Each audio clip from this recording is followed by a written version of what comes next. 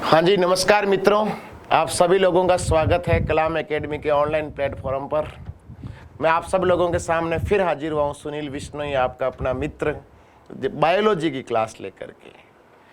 आप सभी लोग जानते हैं कि हम लोग चला रहे हैं कि स्पेशल प्रोजेक्ट जिसका नाम है 50 दिन टीम कलाम के साथ, या 50 दिन की तैयारी टीम कलाम के साथ। ये RS प्री की कक्षाएं हैं विशेषतया। इसके अलावा जितने भी कंपटीशन जिनमें साइंस आती है उनमें ये सारी कक्षाएं बहुत ज़्यादा फायदेमंद साबित होने वाली है। तो मैंने लास्ट क्लास के दौरान आप सभी लोगों को पढ़ाया था टॉपिक जिसका नाम था आहार और पोषण या फूड एंड न्यूट्रिशन। जो आज की हमारी क्लास रहेगी वो रहेगी रक्त समूह और RH कारक पर। जो RS प्री का जो सिलेबस है उसमें आहार और पोषण, उसके साथ लिख रखा है रक्त समूह और RH कारक। तो आज की जो हमारी क्लास डिपेंडेड है वो है ब्लड ग्रुप पर, और इसी ब्लड ग्रुप से एक रिलेटेड या इसी का भाग कह सकते हैं जिसका नाम क्या है RH फैक्टर, या जिसको क्या कहा जाता है RH कारक। तो अपन चलते हैं पहले क्वेश्चन की तरफ, और पहला क्वेश्चन है कि जो रुधिर में उपस्थित प्रतिस्कंदक जो कि जब प्रोथ्रोम्बिन के सक्रियण को रोकता है। यह क्वेश्चन ग्रेड 3 के अंदर पूछा गया था आपकी बार अधीनस्थ बोर्ड के द्वारा। सबसे पहली बात तो रुधिर के अंदर उपस्थित प्रतिस्कंदक जिसको एंटीकोएगुलेंट कहते हैं, जो प्रोथ्रोम्बिन के सक्रियण को रोकता है। अब बात आती है कि हम पहले बेसिक बात करते हैं कि एक शब्द आता है रक्त का स्कंदन। रक्त का स्कंदन का मतलब होता है वह क्रिया जिसके द्वारा रक्त के थक्के का निर्माण होता है या क्लॉट फॉर्मेशन होता है। और रक्त के थक्के के निर्माण की क्रिया को क्या कहा जाता है? रक्त का स्कंदन कहा जाता है, रक्त का थक्का बनना कहा जाता है। और रक्त के थक्के बनने के अंदर जिस विटामिन का रोल होता है वो मैं बता चुका हूं। उस विटामिन का नाम होता है विटामिन K। जिस खनिज का रोल होता है वो होता है कैल्शियम। और जिस या रुधिर कणिका का रोल होता है उसका नाम होता है रुधिर पट्टिकाणु, जिसको प्लेटलेट्स भी कहा जाता है। क्या कहा जाता है? रुधिर पट्टिकाणु या प्लेटलेट्स। अब जब हमारे शरीर में प्लेटलेट्स की संख्या बढ़ जाती है, रुधिर पट्टिकाणुओं की संख्या बढ़ जाती है, तो रुधिर वाहिकाओं के अंदर थक्का जम जाता है। और जो थक्का रुधिर वाहिकाओं के अंदर जमता है, उस रुधिर वाहिकाओं के अंदर जमने वाले थक्के को कहा जाता है थ्रोम्बस। जो रक्त वाहिकाएं हैं, रक्त वाहिकाओं के अंदर एक थक्के का निर्माण हो जाता है, इस थक्के का नाम होता है थ्रोम्बस। और जब यहां पर थक्के का निर्माण हो जाता है तो रक्त का स्थानांतरण नहीं होता है, ब्लड ट्रांसफर नहीं होता है, और रक्त का स्थानांतरण नहीं होने के कारण हार्ट अटैक जैसी स्थिति उत्पन्न हो जाती है। तो वह कारक जो रक्त का थक्का जमाते हैं उनको स्कंदक कारक कहते हैं, और रक्त का थक्का जमने की क्रिया को कहा जाता है स्कंदन। अब जिस किसी के नाम के आगे शब्द लग जाए प्रति या एंटी, प्रति या एंटी का मतलब होता है कि खिलाफ। तो प्रश्न पूछा गया है कि ऐसा कौन सा फैक्टर है जो रक्त का थक्का जमने नहीं देता है, या जो रक्त के थक्के के खिलाफ काम करता है, या जो रक्त को जमने नहीं देता है। जो रुधिर वाहिकाओं में थ्रोम्बस जम रहा है, ये थ्रोम्बस कब जमता है? जब प्लेटलेट्स की संख्या में क्या हो जाती है? वृद्धि हो जाती है। और ऐसा कौन सा फैक्टर है जो रक्त को जमने नहीं देता है, जो रुधिर वाहिकाओं में थ्रोम्बस का निर्माण नहीं होने देता है? उस फैक्टर का नाम है हिपेरिन। क्या नाम है? हिपेरिन। हम बात करें रक्त स्कंदन की क्रियाविधि की, तो रक्त स्कंदन की क्रियाविधि में हम बात करेंगे तो जब हमारे शरीर में ऊतक क्षति होती है, जब शरीर में ऊतक क्षति होती है, टिश्यू डैमेज हो जाता है, शरीर के किसी विशेष भाग में चोट लग जाती है, दुर्घटनाग्रस्त हो जाती है, तो वहां से रक्त बहना क्या हो जाता है? स्टार्ट हो जाता है। लेकिन कुछ समय के पश्चात रक्त का बहना क्या हो जाता है? बंद हो जाता है, क्योंकि थक्के का निर्माण हो जाता है, और इस प्रोसेस को रक्त स्कंदन की क्रियाविधि कहा जाता है। तो जब ऊतक क्षति होती है तो प्लेटलेट्स टूटती है। रक्त स्कंदन की क्रियाविधि समझा रहा हूं, प्लेटलेट्स का टूटना। और जब प्लेटलेट्स टूटती है तो उस समय प्लेटलेट्स के द्वारा एक रासायनिक पदार्थ मुक्त किया जाता है। उस रासायनिक पदार्थ का नाम होता है थ्रोम्बोप्लास्टिन। क्या नाम होता है? थ्रोम्बोप्लास्टिन। और स्कंदन की शुरुआत होती है। रक्त स्कंदन की शुरुआत किसके द्वारा की जाती है? प्लेटलेट्स के द्वारा की जाती है। और ये जो विद्यार्थियों थ्रोम्बोप्लास्टिन है, ये थ्रोम्बोप्लास्टिन क्या करता है, इसके साथ कुछ स्कंदन कारक मिलते हैं, जैसे रक्त स्कंदन कारक 10, रक्त स्कंदन कारक 8। रक्त स्कंदन कारक 10 का नाम होता है पीटीसी, प्लाज्मा थ्रोम्बोप्लास्टिन कंपोनेंट। एक होता है पीटीए, प्लाज्मा थ्रोम्बोप्लास्टिन एंटीकोएगुलेंट। तो आपको ध्यान रखना, रक्त स्कंदन कारक जो 10 है जिसका नाम है पीटीसी, एक होता है रक्त स्कंदन कारक 8 जिसका नाम होता है anti haemophilic globulin AHG. PTC plasma thromboplastin component, PTA plasma thromboplastin antecedent और एएचजी एंटी हीमोफिलिक ग्लोब्यूलिन, ये वो घटक हैं जो रक्त के थक्के में अपना विशेष योगदान निभाते हैं। और जब ये थ्रोम्बोप्लास्टिन के साथ रक्त स्कंदन कारक 10 और रक्त स्कंदन कारक 8 मिल जाते हैं, तो या 8, 9, 10 मिल जाते हैं, तो उससे बनता है प्रोथ्रोम्बिन सक्रियक। क्या नाम होता है? प्रोथ्रोम्बिन सक्रियक या प्रोथ्रोम्बिन एक्टिवेटर। एक्चुअल में डिटेल में देखें तो रक्त स्कंदन कारक 8 होता है एंटी हीमोफिलिक ग्लोब्यूलिन, जिसकी कमी से हीमोफीलिया ए होता है। रक्त स्कंदन कारक 9 होता है पीटीसी, प्लाज्मा थ्रोम्बोप्लास्टिन कंपोनेंट, और रक्त स्कंदन कारक 10 होता है पीटीए, प्लाज्मा थ्रोम्बोप्लास्टिन एंटीसीडेंट। और जब ये फैक्टर मिल जाते हैं तो प्रोथ्रोम्बिन सक्रियक का निर्माण होता है। यह नाम से ही पता चल रहा है, प्रोथ्रोम्बिन सक्रियक, प्रोथ्रोम्बिन एक्टिवेटर। ये जो प्लाज्मा प्रोटीन होती है, उस प्लाज्मा प्रोटीन का नाम होता है प्रोथ्रोम्बिन, जो निष्क्रिय अवस्था में रहती है। और ये जो प्रोथ्रोम्बिन को सक्रिय करने का काम करता है प्रोथ्रोम्बिन सक्रियक, जो प्रोथ्रोम्बिन को किसमें बदलने का कार्य करता है? थ्रोम्बिन में। आपसे पूछे ऐसी कौन सी प्लाज्मा प्रोटीन है जो रक्त के थक्के में योगदान निभाती है, उसका नाम क्या होता है? थ्रोम्बिन। और थ्रोम्बिन क्या हो जाती है? सक्रिय हो जाती है। निष्क्रिय अवस्था में कौन पाई जाती है? प्रोथ्रोम्बिन। नाम से आगे शब्द लग रहा है प्रो, प्रो का मतलब निष्क्रिय। सक्रिय करने का काम कौन करता है? Prothrombin activator. और ये जो थ्रोम्बिन है ये मिलती है ये फाइब्रिनोजन के साथ, जो एक घुलनशील प्रोटीन होती है। और ये थ्रोम्बिन और फाइब्रिनोजन मिलकर निर्माण करते हैं फाइब्रिन का। और इस प्रकार से रक्त के थक्का का क्या होता है? निर्माण होता है। आपसे पूछे ऐसा कौन सा विटामिन है जो थक्का जमाता है? विटामिन के। ऐसा कौन सा खनिज जो थक्के का निर्माण करता है? कैल्शियम। ऐसी कौन सी प्लाज्मा प्रोटीन है जो थक्के का निर्माण करती है? थ्रोम्बिन। और एक का नाम क्या है? फाइब्रिनोजन। लेकिन प्रोथ्रोम्बिन को सक्रिय करने का काम प्रोथ्रोम्बिन सक्रिय करता है, जिससे थ्रोम्बिन बनता है। थ्रोम्बिन फाइब्रिनोजन के साथ क्रिया करके फाइब्रिन बनाता है, और अंत में किसका निर्माण होता है? थक्के का। लेकिन एक विशेष प्रकार की प्राकृतिक रक्त प्रतिस्कंदक पदार्थ होता है, उसका नाम होता है हिपेरिन। और हिपेरिन वो पदार्थ है जो रुधिर वाहिकाओं में थक्के का निर्माण होने नहीं देता, रक्त को जमने नहीं देता। ये हिपेरिन वो पदार्थ है जो प्रोथ्रोम्बिन को सक्रिय नहीं होने देता। प्रोथ्रोम्बिन को किस में नहीं बदलने देता? थ्रोम्बिन में नहीं बदलने देता। प्रोथ्रोम्बिन को किस अवस्था में रखता है? निष्क्रिय अवस्था में रखता है। तो प्राकृतिक रक्त प्रतिस्कंदक पदार्थ का नाम क्या है? हिपेरिन। हिपेरिन का संश्लेषण होता है यकृत। उसी प्रकार से यहां पर लिखा फाइब्रिन। फाइब्रिन एक एकलक होता है जो आगे जाकर थक्के का निर्माण करता है। उसी प्रकार से एक पदार्थ होता है हिस्टामिन। हिस्टामिन को एंटी एलर्जन पदार्थ कहा जाता है। हिस्टामिन को एंटी एलर्जन पदार्थ कहा जाता है। रक्त के थक्के के खिलाफ काम तो कौन करता है? हिपेरिन। एलर्जी के खिलाफ काम कौन करता है? हिस्टामिन। और एक यहां पर लिखा है जो साइटोकाइनिन, ये एक प्रकार का प्लांट हार्मोन है जो कोशिका विभाजन को प्रेरित करता है। तो आपसे पूछे तो एंटी एलर्जन पदार्थ कौन सा है? ऐसा कौन सा पदार्थ है जो एलर्जी का निर्माण या एलर्जी के खिलाफ काम करता है? उसका नाम होता है हिपेरिन। जो प्रतिस्कंदक पदार्थ कौन सा? ऐसा कौन सा पदार्थ है जो रक्त का थक्का जमने नहीं देता? उसका नाम है हिपेरिन। और एंटी एसिड कौन है या प्रति अम्ल कौन है? ऐसा कौन सा पदार्थ है जो आमाशय में या शरीर के उदरीय भाग में एसिडिटी को दूर करता है? जो एसिडिटी को दूर करता है उसको एंटी एसिड या क्या कहा जाता है?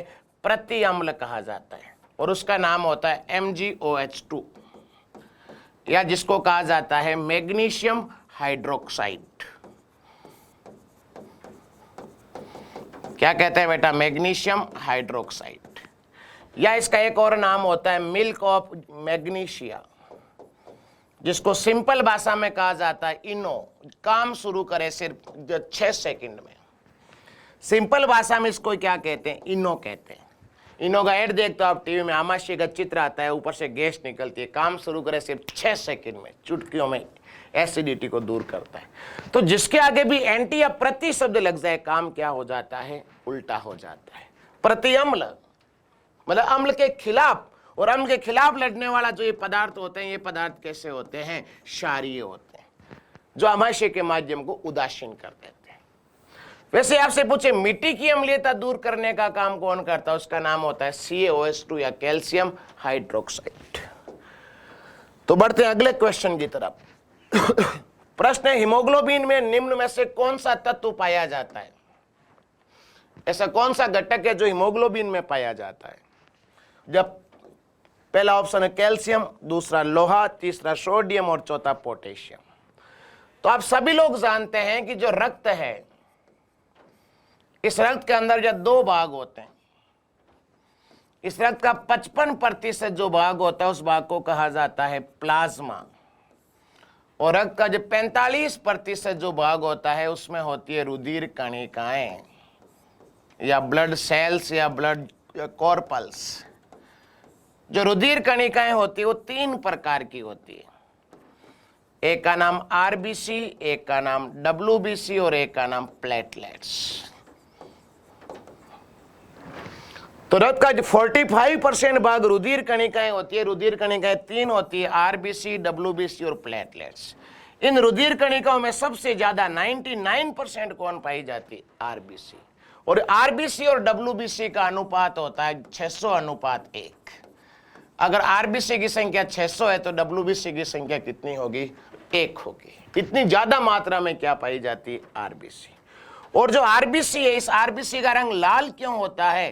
क्योंकि इसमें रेस्पिरेटरी पिगमेंट पाया जाता है, श्वसन रंजक पाया जाता है। उस श्वसन रंजक का नाम होता है हीमोग्लोबिन, जिसको डिनोट करते हैं HB से। और हीमोग्लोबिन के एक अणु के द्वारा ऑक्सीजन के 4 अणुओं का परिवहन किया जाता है। हीमोग्लोबिन का एक अणु ऑक्सीजन के कितने अणुओं का परिवहन करता है? 4 अणुओं का परिवहन करता है। इस हीमोग्लोबिन का काम क्या है? हीमोग्लोबिन का काम होता है O2 व CO2 का परिवहन करना। हमारे शरीर में O2 व CO2 का परिवहन करने का काम कौन करता है? हीमोग्लोबिन। हमारे शरीर में इम्यूनिटी या रोग प्रतिरोधक क्षमता का निर्माण कौन करती है? WBC। और रक्त के थक्के का निर्माण कौन करती है? प्लेटलेट्स। जो हीमोग्लोबिन, इसमें एक शब्द आया हिम, और हिम का मतलब होता है Fe+2 या फेरस या आयरन या लौह तत्व। तो हीमोग्लोबिन में कौन सा तत्व पाया जाता है? लौह तत्व पाया जाता है। अब जो आयरन की कमी हो, चाहे हीमोग्लोबिन की कमी हो, चाहे RBC की कमी हो, चाहे रक्त की कमी हो, इन सब की कमी से जो रोग होता है उसका नाम होता है एनीमिया। RBC की कमी से, हीमोग्लोबिन की कमी से, रक्त की कमी से, फेरस की कमी से, आयरन की कमी से कौन सा रोग होता है? एनीमिया। और जब RBC की संख्या में वृद्धि हो जाती तो रोग होता है पॉलीसाइथोमिया। हम एडिशनल फैक्ट के माध्यम से चैप्टर को कंप्लीट करने का प्रयास करेंगे। हमारे सिलेबस में स्पेशली ब्लड ग्रुप है, नहीं कि ब्लड है, इसलिए ज्यादा ब्लड के बारे में चर्चा नहीं करेंगे, लेकिन बेसिक बातें आपको क्या होनी चाहिए? पता होनी चाहिए। चलते हैं अगले क्वेश्चन की तरफ। नेक्स्ट क्वेश्चन है, RH कारक संबंधित होता है लार से, रक्त से, लसिका से या मूत्र से? RH कारक किससे संबंधित होता है? तो आप सभी लोगों को ज्ञान रखना है कि RH कारक संबंधित होता है रक्त से। जो थर्ड के अंदर आंसर क्या होगा? B होगा। अब विद्यार्थियों ज्ञान से सुनना। जो रक्त समूह है, इस रक्त समूह के 2 प्रकार होते हैं, ब्लड ग्रुप के 2 प्रकार होते हैं। जो पहला प्रकार है ब्लड ग्रुप का, जिसका नाम है एबीओ ब्लड ग्रुप या एबीओ रक्त समूह, और जो दूसरा प्रकार है उसका नाम है RH रक्त समूह, RH ब्लड ग्रुप। जो मित्रों जो एबीओ ब्लड ग्रुप है, इस ब्लड ग्रुप की खोज जिस व्यक्ति ने की थी उसका नाम था कार्ल लैंडस्टीनर। एबीओ रक्त समूह की खोज किसने की थी? उस व्यक्ति का नाम क्या था? Karl Landsteiner. और जो RH ब्लड ग्रुप है, इसकी भी खोज किसने की थी? कार्ल लैंडस्टीनर तो था ही, लेकिन जो कार्ल लैंडस्टीनर के एक सहयोगी और थे, उनका नाम था वीनर। तो आरएच ब्लड ग्रुप के खोजकर्ता का नाम क्या था? कार्ल लैंडस्टीनर और वीनर। ज्ञान रखना, स्पेशली पूछा जाता है। एबीओ ब्लड ग्रुप की खोज तो किसने की थी? कार्ल लैंडस्टीनर ने। आरएच ब्लड ग्रुप की खोज किसने की थी? कार्ल लैंडस्टीनर, और सहयोगी का नाम क्या था? वीनर। अब इसका नाम एबीओ क्यों पड़ा, इसको एबीओ ब्लड ग्रुप क्यों कहते हैं, और इसका नाम आरएच क्यों पड़ा, उसकी चर्चा करते हैं। तो हमारी जो आरबीसी, इस आरबीसी में कोशिका झिल्ली पाई जाती है। परिपक्व आरबीसी में जो केंद्रक का अभाव होता है, मैच्योर आरबीसी में केंद्रक नहीं पाया जाता है। स्तनधारियों में दो ऐसे जंतु हैं जिनकी परिपक्व आरबीसी में केंद्रक पाया जाता है, एक का नाम ऊंट और दूसरे का नाम लामा। इस आरबीसी की सतह पर कुछ एंटीजन पाए जाते हैं, और आरबीसी की सतह पर उपस्थित जो एंटीजन होते हैं, इनके आधार पर ही ब्लड ग्रुप का क्या होता है? निर्धारण होता है। आपसे पूछो एबीओ ब्लड ग्रुप का निर्धारण किसके आधार पर होता है? तो आरबीसी की सतह पर उपस्थित एंटीजन के आधार पर एबीओ ब्लड ग्रुप का निर्धारण होता है, या इसका नाम एबीओ पड़ा। यदि आरबीसी की सतह पर एंटीजन हो, उस एंटीजन के आधार पर ही किसका निर्धारण होता है? ब्लड ग्रुप का। यदि एंटीजन ए हो तो ब्लड ग्रुप क्या होगा? ए। यदि एंटीजन बी हो तो ब्लड ग्रुप क्या होगा? बी। यदि एंटीजन ए व बी या दोनों हो, या दोनों अपना प्रभाव साथ साथ दर्शाएं, तो ब्लड ग्रुप होगा ए बी। और ए बी ब्लड ग्रुप में सह प्रभाविता पाई जाती है, कोडोमिनेंस पाया जाता है। क्या पाई जाती है? सह प्रभाविता या कोडोमिनेंस पाया जाता है। और यदि आरबीसी की सतह पर एंटीजन अनुपस्थित हो, कोई एंटीजन हो ही नहीं, तो ब्लड ग्रुप कौन सा होता है? ओ होता है। और ब्लड ग्रुप ओ को सार्वत्रिक दाता कहते हैं, यूनिवर्सल डोनर कहते हैं, क्योंकि रक्त समूह ओ में आरबीसी की सतह पर कोई एंटीजन नहीं पाया जाता है। ये ग्रेड 3 में अब की बार क्वेश्चन पूछा गया। किस रक्त समूह में कोई एंटीजन नहीं पाया जाता है? तो रक्त समूह ओ में कोई किसी प्रकार का एंटीजन नहीं होता है, जिसके कारण इसको सार्वत्रिक दाता कहते हैं। अब रक्त समूह ओ में एंटीजन नहीं होने से इसको सार्वत्रिक दाता क्यों कहते हैं, चर्चा करेंगे। इसका नाम आरएच क्यों पड़ा? आरएच ब्लड ग्रुप का नाम आरएच क्यों पड़ा? क्योंकि इस रक्त समूह की खोज सबसे पहले एक विशेष बंदर में की गई थी। उस बंदर का नाम था रिसस मकाका बंदर। आरएच ब्लड ग्रुप की खोज किस बंदर में की गई थी? रिसस मकाका बंदर में। और यह रिसस में आगे शब्द क्या लग रहा है? आरएच। इसी के आधार पर नाम क्या पड़ा? आरएच रक्त समूह। आरएच ब्लड ग्रुप की खोज रिसस मकाका बंदर में की गई, और रिसस मकाका बंदर भारत के पश्चिमी घाट पर पाया जाता है। रिसस मकाका बंदर भारत के किस घाट पर पाया जाता है? पश्चिमी घाट पर। और जो भारत का पश्चिमी घाट है वो एक हॉट स्पॉट है। हॉट स्पॉट उसे कहते हैं जहां पर सर्वाधिक जैव विविधता पाई जाती है। भारत में वर्तमान हॉट स्पॉट की संख्या 4 है। पूर्वी हिमालय, पश्चिमी घाट, इंडो बर्मा और सुडालैंड। ये 4 हॉट स्पॉट भारत में पाए जाते हैं, जिसमें भारत के पश्चिमी घाट के रिसस मकाका बंदर में किस ब्लड ग्रुप की खोज की गई? आरएच की। ठीक है। अब यदि किसी व्यक्ति में आरएच कारक के आधार पर हम इस आरएच ब्लड ग्रुप को 2 भागों में बांटते हैं। यदि किसी व्यक्ति में आरएच कारक या आरएच फैक्टर उपस्थित हो तो ब्लड ग्रुप होता है आरएच पॉजिटिव। और यदि किसी व्यक्ति में आरएच कारक या आरएच फैक्टर या आरएच एंटीजन अनुपस्थित हो तो ब्लड ग्रुप होता है RH negative. Blood group RH positive कब होगा? जब आरएच एंटीजन उपस्थित होगा। आरएच एंटीजन अनुपस्थित होगा तो ब्लड ग्रुप क्या होगा? RH negative.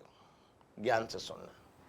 और अपने भारत में 93% लोगों का ब्लड ग्रुप पॉजिटिव होता है, और 7% लोगों का ब्लड ग्रुप क्या होता है? नेगेटिव होता है। ये इंडिया की बात है। लेकिन जो वर्ल्ड की बात करें तो वर्ल्ड में लगभग 85% लोगों का ब्लड ग्रुप पॉजिटिव होता है, और 15% लोगों का ब्लड ग्रुप क्या होता है? नेगेटिव होता है। तो on the basis of RH factor we can divide the RH blood group into 2 parts. One is RH positive and another is the RH negative. तो वही है, यहाँ प्रश्न क्या था? प्रश्न RH कारक किससे संबंधित होता है? तो RH कारक रक्त से संबंधित होता है। ये लसिका क्या होती है? जो लसिका का मतलब होता है, जब प्लाज्मा में से आरबीसी को घटा दिया जाए तो पीछे जो भाग बचता है उस भाग को लसिका कहा जाता है या लिम्फ कहा जाता है। प्लाज्मा में से आरबीसी को घटा दिया जाए तो भाग क्या कहलाता है? लसिका। या मैं इसको यूं भी लिख सकता हूं कि प्लाज्मा के साथ क्या मौजूद हो? डब्ल्यूबीसी, तो उसको लसिका कहते हैं। और जो डब्ल्यूबीसी में भी सबसे ज्यादा मात्रा में जो डब्ल्यूबीसी होती है लसिका में, उसका नाम होता है लिम्फोसाइट। ये लिम्फोसाइट नाम क्यों पड़ा है? क्योंकि किसमें प्रेजेंट होती है? लिम्फ में प्रेजेंट होती है। अब चलते हैं क्वेश्चन नंबर 4 की तरफ। आरएच कारक एक प्रतिजन है, आरएच फैक्टर एक एंटीजन है जो कि किसकी सतह पर पाया जाता है? तो ध्यान रखना, आरबीसी की सतह पर पाया जाता है। अभी भी मैंने थोड़ी देर पहले बताया कि चाहे एबीओ ब्लड ग्रुप हो चाहे आरएच कारक हो, इनके एंटीजन सदैव किसकी सतह पर पाए जाते हैं? इनके एंटीजन सदैव आरबीसी की सतह पर पाए जाते हैं। आरबीसी की सतह पर एक तो किसके एंटीजन पाए जाते हैं? एबीओ ब्लड ग्रुप के, और एक किसके? आरएच के। एबीओ ब्लड ग्रुप में एंटीजन ए, बी और कौन सा होता है? ए व बी दोनों होते हैं। यदि एंटीजन ए हो तो blood group A, antigen B हो तो blood group B, antigen A व बी दोनों हो तो ब्लड ग्रुप ए बी, और एंटीजन अनुपस्थित हो तो रक्त समूह ओ होगा। लेकिन यदि इनके साथ में आरएच एंटीजन आरबीसी की सतह पर मौजूद है मित्रों, तो ब्लड ग्रुप सदैव पॉजिटिव होगा। यदि आरबीसी की सतह पर एंटीजन ए और एंटीजन आरएच कारक मौजूद है तो एंटीजन ए का मतलब उस व्यक्ति का ब्लड ग्रुप ए है, और आरएच कारक मौजूद है मतलब उस व्यक्ति का ब्लड ग्रुप क्या हो जाएगा? पॉजिटिव हो जाएगा। यदि आरबीसी की सतह पर एंटीजन ए लेकिन आरएच कारक अनुपस्थित है, एंटीजन ए है तो ब्लड ग्रुप ए हो जाएगा, आरएच कारक अनुपस्थित है तो ब्लड ग्रुप क्या हो जाएगा? ए नेगेटिव हो जाएगा। प्रश्न आया, यदि आरबीसी की सतह पर एंटीजन ए व बी दोनों उपस्थित है, ए व बी दोनों उपस्थित है और साथ में आरएच कारक भी उपस्थित है, तो एंटीजन ए व बी दोनों उपस्थित होगा तो ब्लड ग्रुप ए बी होगा, और आरएच कारक उपस्थित होगा तो नाम क्या हो जाएगा? ए बी पॉजिटिव हो जाएगा। तो यदि आरएच कारक उपस्थित हो तो ब्लड ग्रुप होगा A positive, B positive, A B positive और ओ पॉजिटिव। और यदि आरएच कारक अनुपस्थित हो तो ब्लड ग्रुप होगा A negative, B negative, A B negative और ओ नेगेटिव। तो चाहे एबीओ ब्लड ग्रुप का निर्धारण करने वाले एंटीजन हो, चाहे आरएच ब्लड ग्रुप का निर्धारण करने वाले एंटीजन हो, ये सदैव आरबीसी की सतह पर पाए जाते हैं। तो इसका राइट आंसर हो जाएगा बी। फोर्थ में क्या हो जाएगा? बी। अब बात आती है आरएच कारक की खोज किसने की? अभी थोड़ी देर पहले आपको सारणी के द्वारा बताया था कि जो कार्ल लैंडस्टीनर और विनर ने किस बंदर में खोज की थी? रिसस मकाका बंदर में आरएच कारक की खोज की थी। यहां लिखा हो जाए डार्विन से आपको थोड़ा सा ज्ञान रखना है। चार्ल्स डार्विन की एक पुस्तक है जिसका नाम है origin of species by natural selection. ये जैव विकास से संबंधित वैज्ञानिक है। Origin of species by natural selection, Hindi में कहते हैं प्राकृतिक वर्ण या चयन द्वारा जाति की उत्पत्ति। तो प्राकृतिक वर्ण या चयन द्वारा जाति की उत्पत्ति, तो जो जाति की उत्पत्ति की अवधारणा देने वाले व्यक्ति का नाम क्या था? Charles Darwin. इनकी ये पुस्तक 1859 में प्रकाशित हुई थी। आपको यहां पर 4 विशेष वैज्ञानिकों का ज्ञान रखना है जो जैव विकास से संबंधित हो। फटाफट बता देता हूं। एक व्यक्ति है जिनका नाम है लेमार्क। लेमार्क ने जो सिद्धांत दिया था जिसका नाम है उपार्जित लक्षणों की वंशागति। ऐसे लक्षण जो जीवन काल के दौरान अर्जित किए जाते हैं उन लक्षणों को उपार्जित लक्षण कहते हैं। और लेमार्क ने कहा था कि उपार्जित लक्षण एक पीढ़ी से अगली पीढ़ी में स्थानांतरित होते हैं। इसके अलावा अंगों के उपयोग और अनुपयोग का सिद्धांत भी लेमार्क ने दिया। जब प्राकृतिक चयन द्वारा जाति की उत्पत्ति के बारे में बताया था डार्विन ने, एक लेमार्क का खंडन किया था जिनका नाम था विजमान, और विजमान ने जर्म प्लाज्म थ्योरी या जनन द्रव्य सिद्धांत दिया था। और एक व्यक्ति थे ह्यूगो डी व्रिज। ह्यूगो डी व्रिज ने इवनिंग प्रिमरोज या आइनोथोरा लेमार्कियाना पर प्रयोग किया और उन्होंने जो सिद्धांत दिया था उस सिद्धांत का नाम था उत्परिवर्तन सिद्धांत या म्यूटेशन थ्योरी। ये पिछली बार फर्स्ट ईयर में पूछा हुआ क्वेश्चन है, थोड़ी एडिशनल चर्चा है लेकिन इंपॉर्टेंट है। अगला क्वेश्चन नंबर 6, यदि पिता का रक्त वर्ग ए है एवं माता का रक्त वर्ग ओ है तो बताइए उनके पुत्र का जो निम्न में से कौन सा रक्त वर्ग हो सकता है। अब यहां इस क्वेश्चन को करने से पहले आपको थोड़ी एडिशनल जानकारी समझनी पड़ेगी कि इस प्रकार के क्वेश्चन को कैसे करते हैं, क्या करते हैं। एकदम ध्यान से सुनना और इसका स्क्रीनशॉट भी लेना। हम बात करते हैं कि एबीओ ब्लड ग्रुप की या एबीओ रक्त समूह की।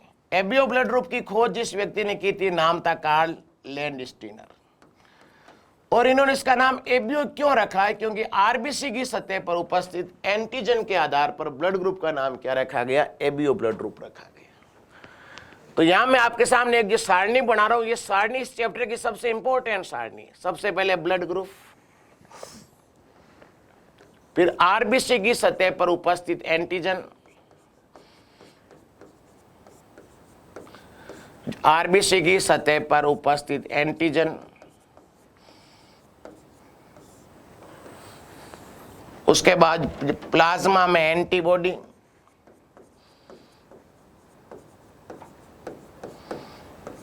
प्लाज्मा में एंटीबॉडी, इसके बाद निम्न को रक्त दे सकता है,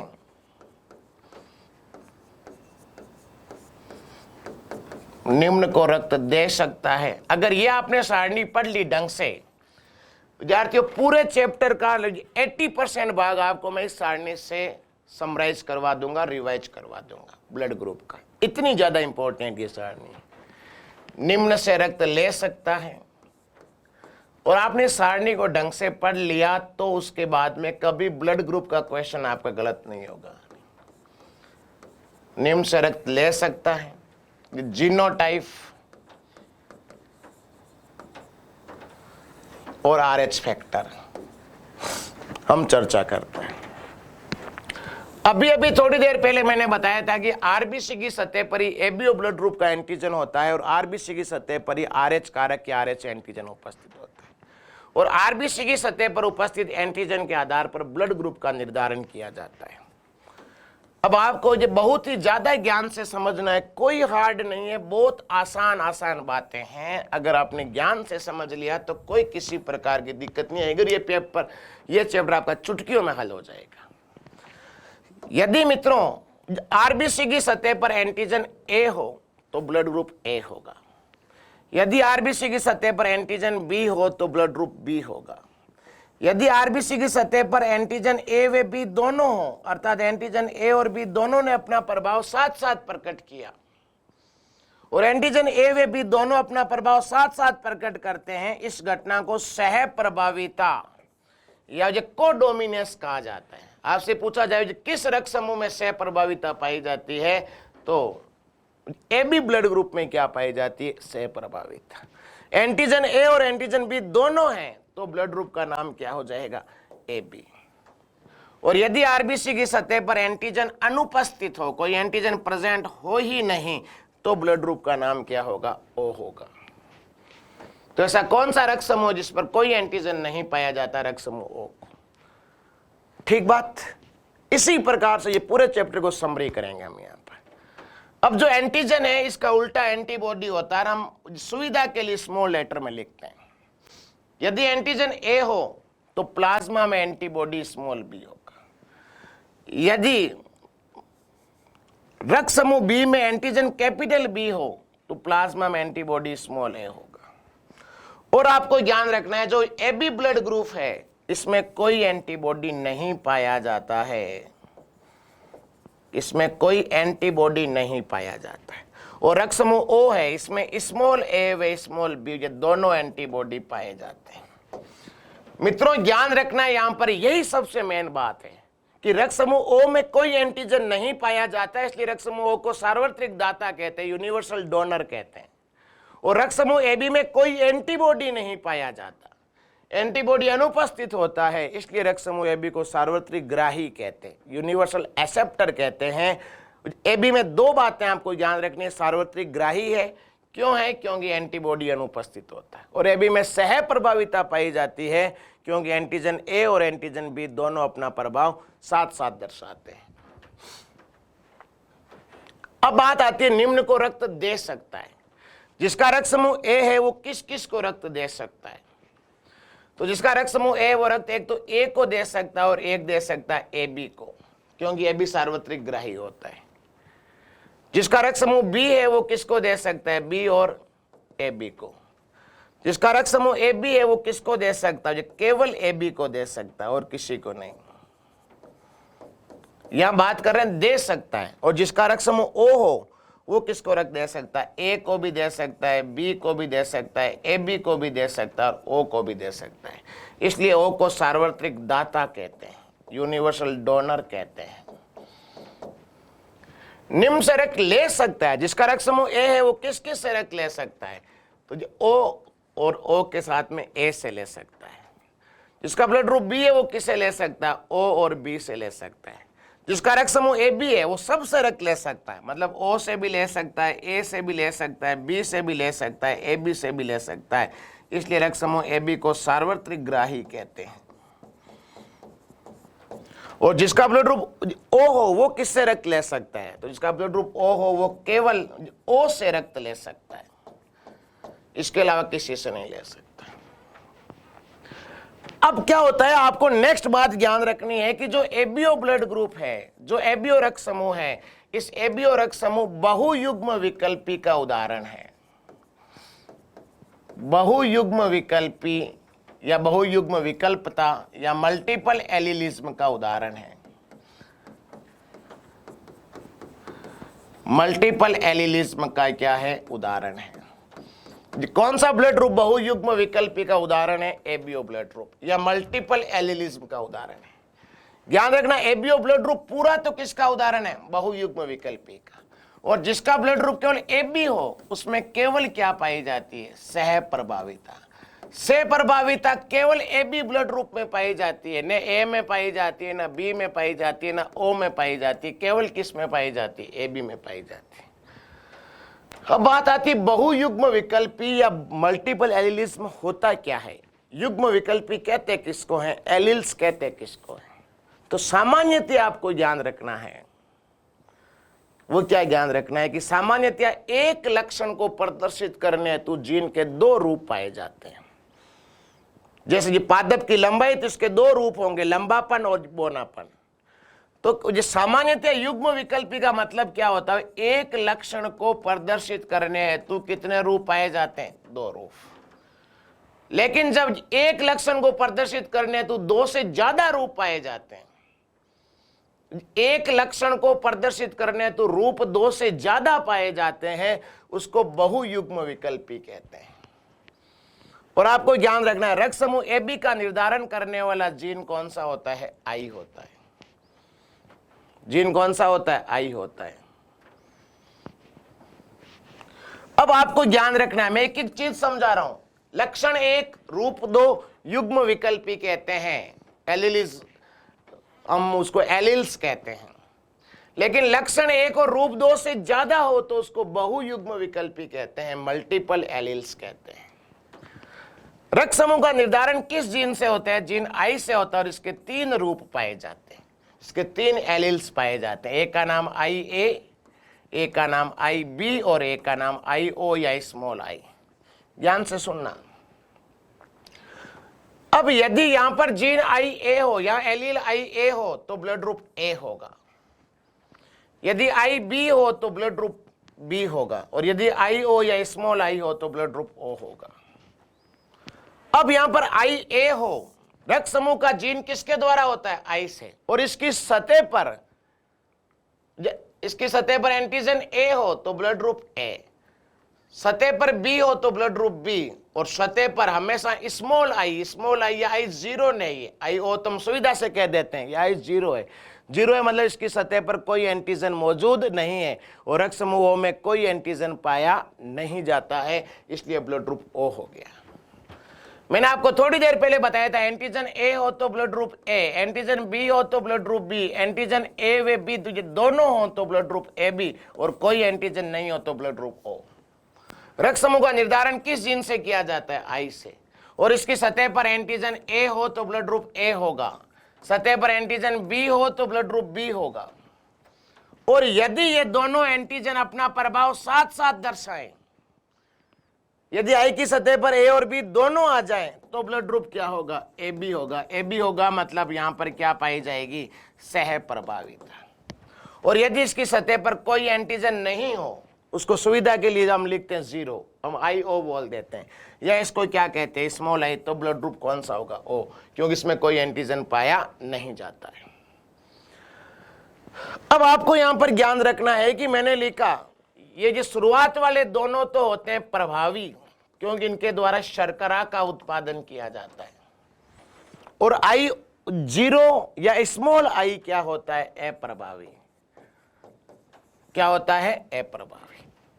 इसलिए अप्रभावी या रिसेसिव को सदैव स्मॉल लेटर में लिखा जाता है, यह आपको ज्ञान रखना है। अब मैंने आपके सामने लिखा कि जो रक्त समूह का निर्धारण करने वाला जीन जो होता है, उस जीन का नाम आई होता है। इस आई के या 2 से ज्यादा एलील पाए जाते हैं, या आई के 3 एलील पाए जाते हैं, इसलिए ब्लड ग्रुप किसका उदाहरण हो गया? बहुयुग्म विकल्पी का उदाहरण हो गया। यह पूरा सिस्टमेटिक ढंग से लिख रहा हूं। रक्त समूह का निर्धारण करने वाला जीन आई, यहां 2 से ज्यादा एलील है। कितने एलील है? 3, तो क्या होगा? बहुयुग्म विकल्पी।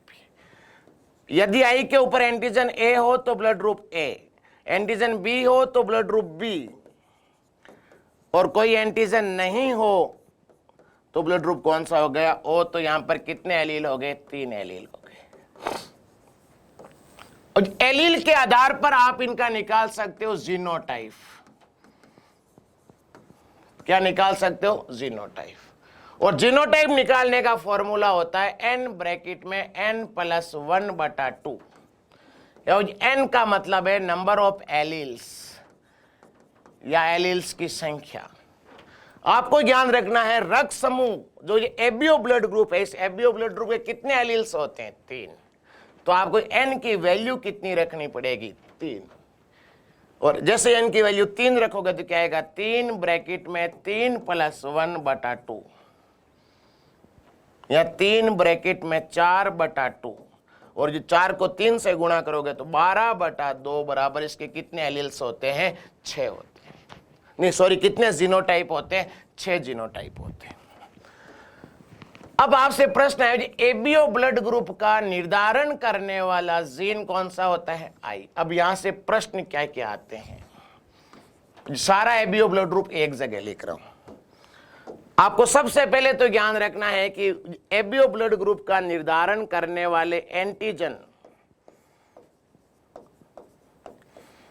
एबीओ ब्लड ग्रुप का निर्धारण करने वाले एंटीजन कहां पाए जाते हैं? तो आरबीसी की सतह पर पाए जाते हैं। एबीओ ब्लड ग्रुप का निर्धारण करने वाले एंटीजन कहां पाए जाते हैं? आरबीसी की सतह पर। सेकंड बात करें तो एबीओ ब्लड ग्रुप किसका उदाहरण है? तो एबीओ ब्लड ग्रुप बहुयुग्म विकल्पी का उदाहरण है। बहुयुग्म विकल्पी का उदाहरण क्यों है? क्योंकि यहां 2 से ज्यादा एलील्स पाए जाते हैं। कितने एलील्स होते हैं? या 3 एलील्स होते हैं। आपसे पूछे एबीओ ब्लड ग्रुप के कितने जीनोटाइप होते हैं? तो एबीओ ब्लड ग्रुप के 6 जीनोटाइप होते हैं। एबीओ ब्लड ग्रुप के प्रकार कितने होते हैं? 4, ए बी और ओ। इनमें से कौन सा रक्त समूह जिसमें कोई एंटीजन नहीं पाया जाता? ओ। कौन सा रक्त समूह जिसमें कोई एंटीबॉडी नहीं पाया जाता? नाम क्या होगा? A B. पूरा समझ लेना बेटा ज्ञान से। रक्त समूह ए बी में कोई एंटीबॉडी नहीं पाया जाता, रक्त समूह में कोई एंटीजन पाया नहीं जाता है। और इनमें से सह प्रभाविता केवल किस में पाई जाती है? सह प्रभाविता केवल पाई जाती है ए बी में। एबीओ ब्लड ग्रुप में आपसे पूछो जब प्रभावी कौन है, तो प्रभावी है आई ए और आई बी। आपसे पूछो अप्रभावी कौन है, तो अप्रभावी आई जीरो या स्मॉल आई। और आपसे पूछे सह प्रभाविता किसमें पाई जाती है, क्योंकि दोनों प्रभावी लक्षण अपना प्रभाव क्या दर्शाते हैं? साथ साथ दर्शाते हैं। तो एबी ब्लड ग्रुप में क्या पाई जाती है? सह प्रभाविता। और जब मेंडल ने प्रभाविता के नियम दिया था जिसमें बताया था कि जो लक्षण प्रभावी होता है वो अपना प्रभाव F1PD में प्रकट करता है, और जो लक्षण अप्रभावी होता है वो अपना प्रभाव F1PD में प्रकट या अभिव्यक्त नहीं करता है। तो इसके 6 जीनोटाइप कौन कौन से होंगे, ये वेरी वेरी इंपॉर्टेंट है, ब्लड ग्रुप से संबंधित बातें सारी, सब कुछ एक एक चीज समझिए बेटा। नेक्स्ट देखो, अब मैं यहां लिख रहा हूं जीनोटाइप और इसके सामने लिख रहा हूं ब्लड ग्रुप, और ब्लड ग्रुप का निर्धारण करने वाला जीन होता है आई। मैंने लिखा IA। कोई दिक्कत की बात नहीं है क्योंकि दोनों एक जैसे हैं, समयुग्मजीय अवस्था है, ब्लड ग्रुप क्या हो जाएगा ए। लेकिन मैंने लिखा I0 या स्मॉल आई। अब आप मुझे बताओ इनमें से जो प्रभावी कौन सा है, आई है, अप्रभावी कौन सा है, I0 या स्मॉल आई। तो हमेशा जब मेंडल का प्रभाविता का नियम कहता है कि F1PD में वही लक्षण प्रकट होता है जो प्रभावी होता है, प्रभावी लक्षण के द्वारा अप्रभावी लक्षण को दबा दिया जाता है, प्रकट होने नहीं दिया जाता, अभिव्यक्त होने नहीं दिया जाता है। और आपको ध्यान रखना है मित्रों कि यहां पर ए प्रभावी है और स्मॉल आई अप्रभावी है या IO अप्रभावी है। अप्रभावी क्यों है, क्योंकि कोई एंटीजन नहीं पाया जाता है, तो यहां पर IA किसके प्रभाव को दबा देता है, IO या स्मॉल आई को। तो यहां भी ब्लड ग्रुप क्या होगा, ए। मैंने लिखा IB, ये दोनों एक जैसे हैं तो ब्लड ग्रुप क्या होगा, बी। मैंने लिखा IBIO या स्मॉल आई, इनमें से प्रभावी कौन सा है, IB, अप्रभावी कौन सा, I0। तो यहां प्रभाव कौन प्रकट करेगा, IB, और IB के कारण ब्लड ग्रुप क्या होगा, बी होगा। तो यहां पर इतनी देर तक तो जब प्रभावी ने किसको दबाया था, अप्रभावी को दबाया था। जिसकी लाठी उसकी भैंस, जो शक्तिशाली वो अपने से कमजोर को दबा देता है। शक्तिशाली ए और बी थे, कमजोर कौन था, ओ था, इसलिए ए और बी ने ओ को क्या कर दिया, दबा दिया। लेकिन नेक्स्ट मैंने लिखा IA IB, ये दोनों ही प्रभावी है। इधर ए ने बी को चैलेंज किया तो बी ने कहा आजा, I am ready to fight you. तो यहां पर दोनों ही प्रभावी और दोनों प्रभावी हैं, तो दोनों ने अपना प्रभाव क्या किया, साथ साथ प्रकट किया, साथ साथ प्रकट किया। तो ब्लड ग्रुप क्या हो गया, AB। और IO या स्मॉल आई, तो ब्लड ग्रुप कौन सा होता है, O। अब आप इनके देख लो, जीनोटाइप 6 आएंगे, 1 2 3 4 5 और 6, और इसी के आधार पर न्यूमेरिकल होंगे। और यही बात मैंने आपको सारा एबीओ ब्लड ग्रुप का यहां बता दिया, तो आपको मजा आ जाएगा एकदम करने में। और इस सारणी से तो पूरा ब्लड ग्रुप कंप्लीट ही हो जाएगा। तो रक्त समूह ए के जीनोटाइप क्या होंगे, 2 होंगे, IA ये समयुग्मजीय अवस्था, IA I0 या स्मॉल आई। रक्त समूह बी का क्या होगा, IB या IB I0 या स्मॉल आई। रक्त समूह AB का क्या होगा, IA और IB। यहां दोनों ने अपना प्रभाव साथ साथ प्रकट किया, इसलिए इसमें क्या पाई जाती है, सह प्रभाविता। और रक्त समूह O का क्या होगा, IO या आप क्या लिख सकते हो, स्मॉल आई। ये इनके जीनोटाइप है। अब यदि आपको ध्यान रखना है, आरबीसी की सतह पर RH कारक उपस्थित है या अनुपस्थित है। यदि आरबीसी की सतह पर RH कारक उपस्थित है तो ब्लड ग्रुप पॉजिटिव होगा। RH कारक उपस्थित है तो A positive, B positive, AB positive और O पॉजिटिव। और आरबीसी की सतह पर RH कारक अनुपस्थित है तो ब्लड ग्रुप नेगेटिव होगा, A negative, B negative, AB negative और O नेगेटिव। अब आप सभी लोगों को ध्यान रखना है, जो रक्त समूह O नेगेटिव है इसको सार्वत्रिक दाता कहते हैं, क्योंकि रक्त समूह O नेगेटिव पर कोई किसी प्रकार का एंटीजन प्रेजेंट नहीं होता है, एंटीजन अनुपस्थित होता है।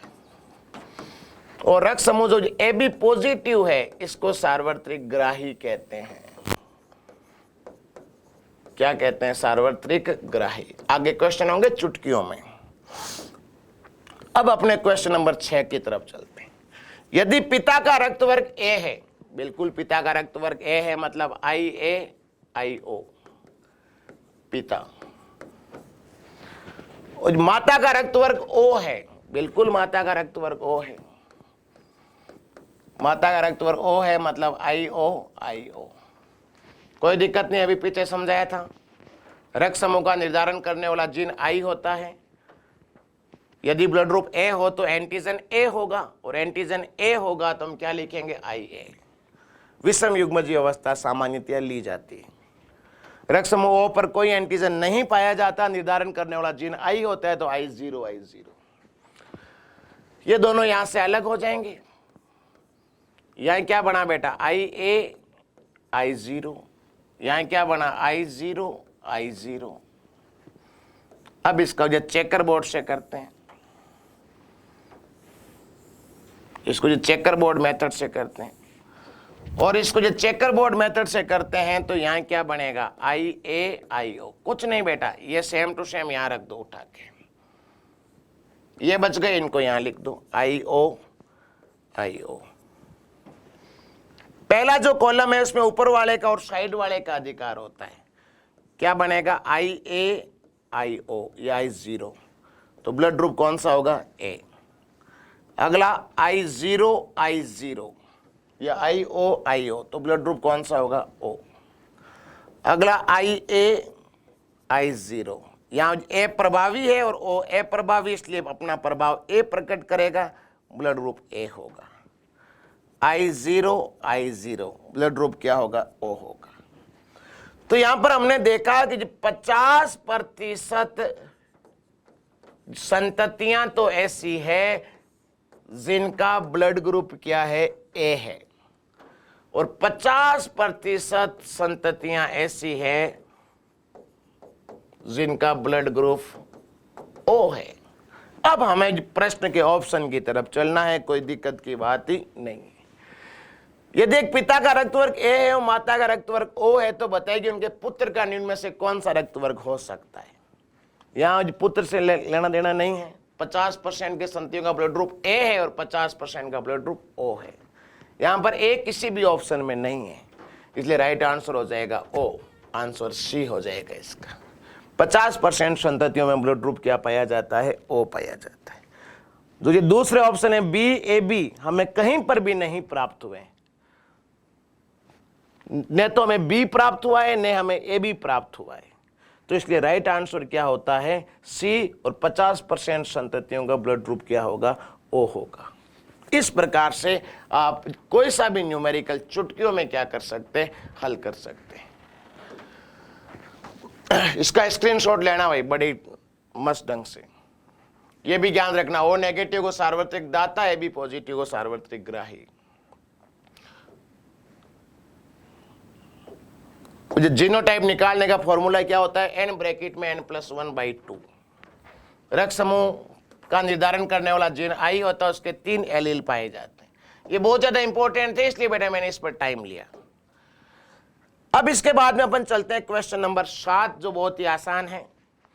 जो कौन से प्रकार का रक्त प्रकार सार्वभौमिक दाता कहलाता है, या सार्वत्रिक दाता किसको कहते हैं, अभी मैंने बताया था।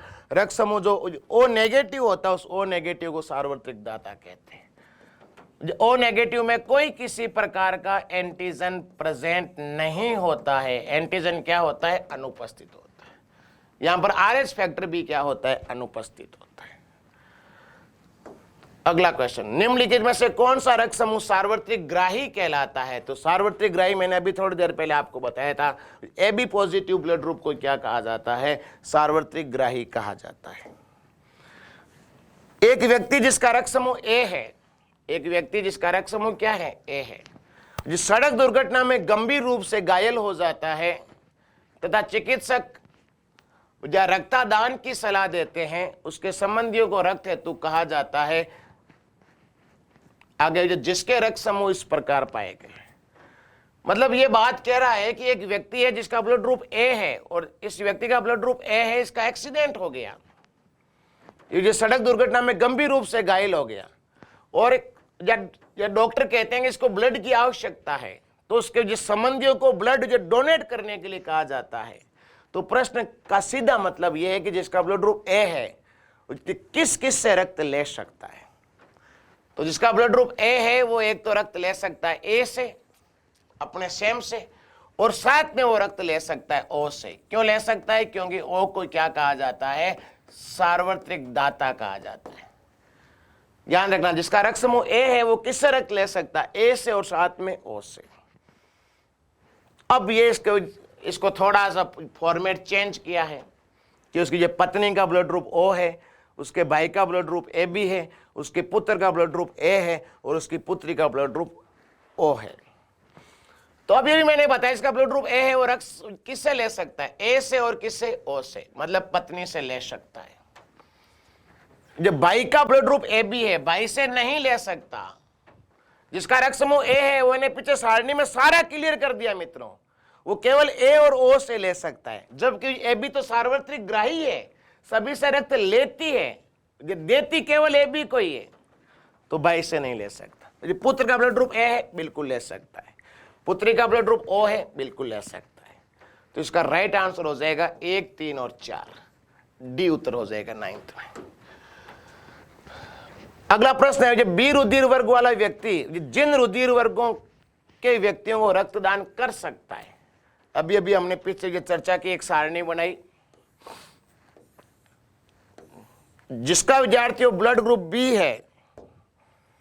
इस सारणी से सारा चैप्टर क्लियर हो जाएगा। जिसका ब्लड ग्रुप बी है वो किस किस को रक्त दे सकता है? जब बी और ए बी को रक्त दे सकता है। और किससे रक्त ले सकता है? ओ और बी से रक्त ले सकता है। तो हमारा क्वेश्चन है कि जिस व्यक्ति का ब्लड ग्रुप बी है, जिस व्यक्ति का ब्लड ग्रुप क्या है, जब बी रुधिर वर्ग वाले व्यक्ति जिन रुधिर वर्ग वाले व्यक्तियों को रक्तदान कर सकता है, तो जिसका जो ब्लड ग्रुप बी है वो किसको दे सकता है? एक तो बी को दे सकता है और एक किसको दे सकता है? ए बी को दे सकता है, क्योंकि ए बी क्या है? सार्वत्रिक ग्राही होता है। तो यहां पर 10 का भी जो राइट आंसर हो जाएगा वो डी हो जाएगा। जिसका रक्त समूह बी है वो किसको दे सकता है? बी और ए बी को दे सकता है। अगला प्रश्न, एक व्यक्ति दुर्घटना में गंभीर रूप से घायल हो गया, उसके रक्त समूह की जांच के लिए समय नहीं है, निम्न में से कौन सा खून दिया जाना चाहिए? देखिएगा, आप सभी को ध्यान रखना है, जब रक्त का स्थानांतरण किया जाता है तो रक्त के स्थानांतरण के समय दाता का तो ज्ञान रखा जाता है एंटीजन और ग्राही का ज्ञान रखा जाता है एंटीबॉडी। रक्त स्थानांतरण के समय दाता का तो एंटीजन मध्य नजर रखा जाता है और ग्राही का ज्ञान रखा जाता है एंटीबॉडी।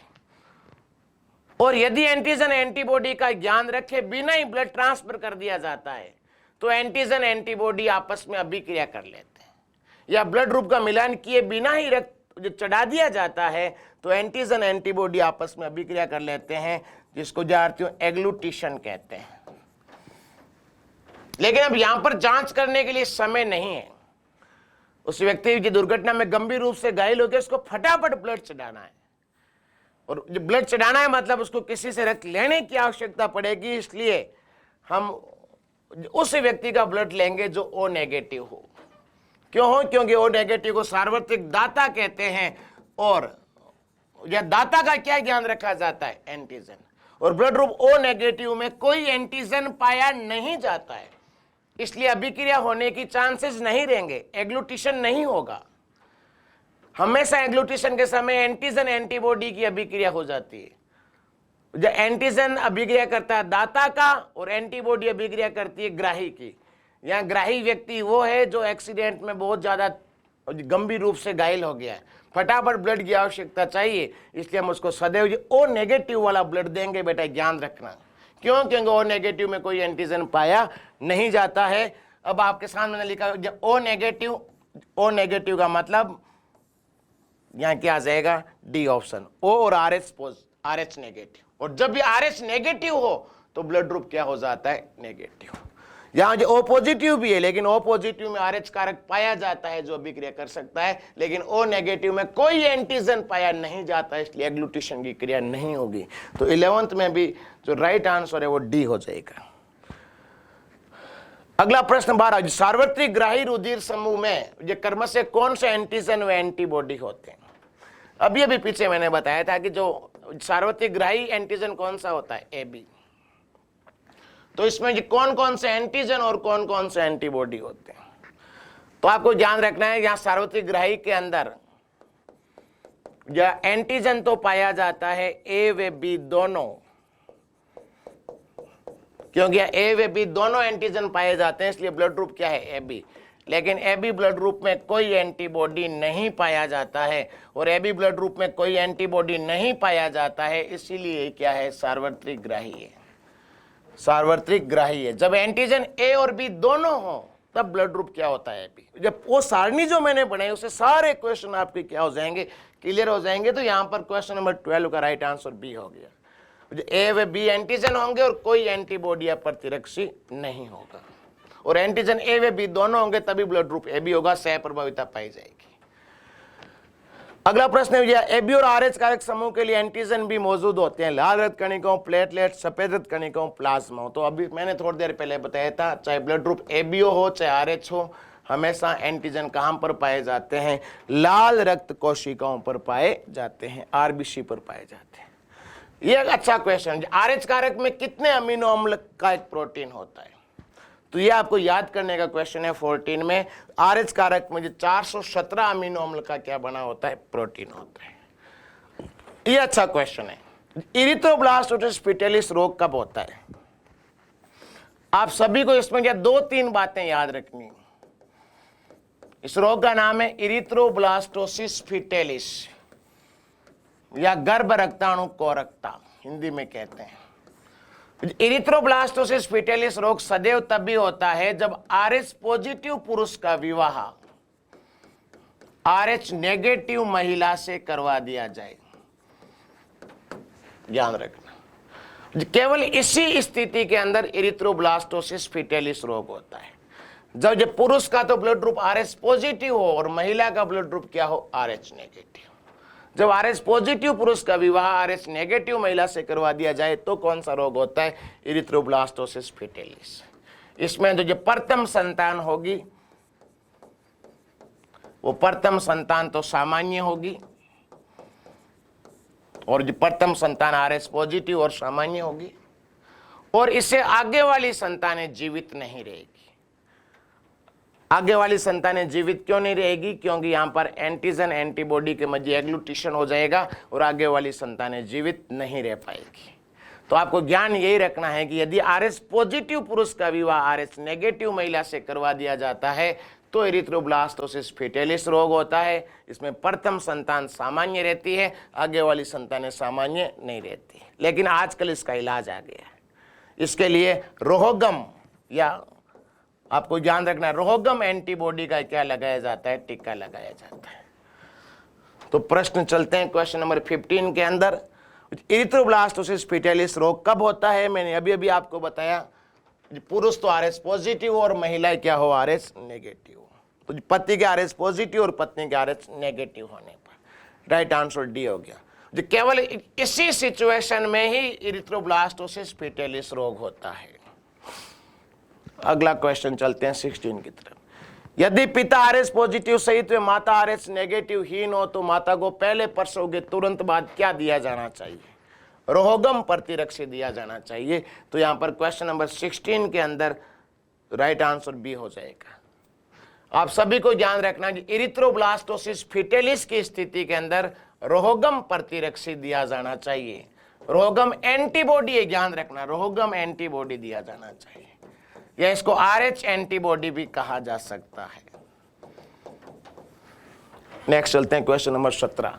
इरिथ्रोब्लास्टोसिस फिटेलिस एक रोग है जिसमें आरएच कारक के कारण किस बच्चे की मृत्यु हो जाती है? तो ध्यान रखना जी, प्रथम बच्चा तो क्या होता है, सामान्य होता है, उसके बाद आगे वाले बच्चों की क्या हो जाती है, मृत्यु हो जाती है। तो यहाँ ऑप्शन के हिसाब से सेकंड ऑप्शन ज्यादा होगा, द्वितीय बच्चों की क्या हो जाती है, मृत्यु हो जाती है। और नंबर 3, जो माता गर्भस्थ शिशु आरएच कारक रक्त प्रकार विसंगति की समस्या उत्पन्न हो सकती है यदि माता है या उसका गर्भस्थ शिशु है। 18वां क्वेश्चन बहुत ही अच्छा है। इस पर इरिथ्रोब्लास्टोसिस फिटेलिस की समस्या तभी उत्पन्न होती है जब माता तो क्या हो, आरएच नेगेटिव हो, और उसका गर्भस्थ शिशु कैसा हो, आरएच पॉजिटिव हो। ये बात मैंने पहले ही बताई थी, क्योंकि यदि आरएच जब पॉजिटिव पुरुष का विवाह आरएच नेगेटिव महिला से करवा दिया जाए तो इरिथ्रोब्लास्टोसिस फिटेलिस की स्थिति उत्पन्न होती है। और महिला के अंदर RH नेगेटिव है, मतलब महिला के अंदर कोई RH कारक उपस्थित नहीं है और बच्चे का विकास महिला के शरीर के अंदर होगा। और यहां पर जब प्रभावी लक्षण RH पॉजिटिव है, अप्रभावी लक्षण RH नेगेटिव है, इसलिए उत्पन्न होने वाली संतान कैसी होगी? RH positive.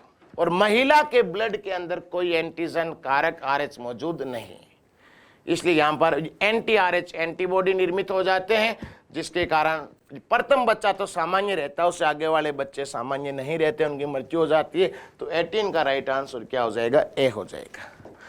तो मित्रों, इस ये पूरे चैप्टर के अंदर आपको ये दो प्रकार की चीजें विशेष ध्यान रखनी। एक तो ये सारणी इस ये पूरे चैप्टर का सारांश है, जो सारा ब्लड ग्रुप है वो आपको इससे कंप्लीट हो जाएगा।